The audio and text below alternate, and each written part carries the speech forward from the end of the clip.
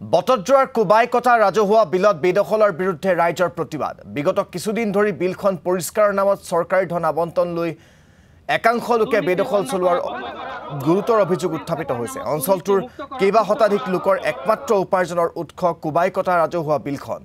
পূৰ্বৰে পৰা বিলখনত মাছ মাৰি জীৱন নিৰ্বাহ কৰি অহা এইসকল লোকক বিলত মাছ মাৰিবলৈ গ'লেই মাৰধৰ কৰি অপদস্থ কৰাৰ গুৰুতৰ অভিযোগ উত্থাপিত হৈছে।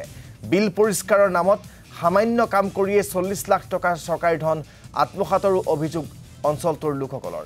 সমগ্ৰ বিষয়টোক লৈ বিভাগীয় কৰ্তৃপক্ষক বিহিত ব্যৱস্থা গ্ৰহণৰ আহ্বান জনাই প্ৰতিবাদী কাৰ্যসূচী গ্ৰহণ কৰে অঞ্চলটোৰ লোকসকলে।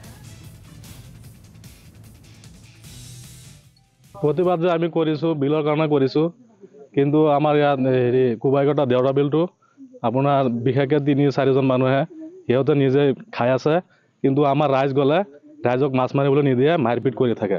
সেইটো আমি CM ছাৰক অনুমতি জনাওঁ যে আমাক অকণমান সহায় কৰি এইটো কিহৰ কাৰণে যে ৰাইজ যাব নিদিয়ে, সেইটো কাৰণে অলপ তদন্ত কৰিব লাগে। আমাৰ CM ছাৰক বিনম্ৰভাৱে অনুৰোধ জনাওঁ যে এইখন আমাৰ চৰকাৰী বিল আছিলে, আমাৰ গাঁৱৰ মানুহে মিলি মাছ বিক্ৰী কৰি খাইছিলে, মাছ ধৰি খাইছিলে। এতিয়া আমাৰ গাঁৱৰ 2-3জন মানুহে মিলি সিহঁতে বাধা আৰোপ কৰে। যদি কোনোবাই মাছ মাৰিবলৈ যায় সিহঁতে মাৰপিট কৰিবলৈ বিচাৰে।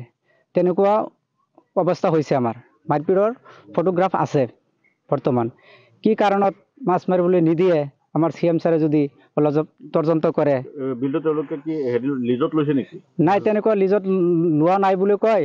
আমাৰ শিকাগো বাইদেৱে বোলে সিহঁতক দিছে, দায়িত্ব হিচাপে দিছে বোলে সিহঁতৰ বিল ৰক্ষণাবেক্ষণ কৰিব লাগে।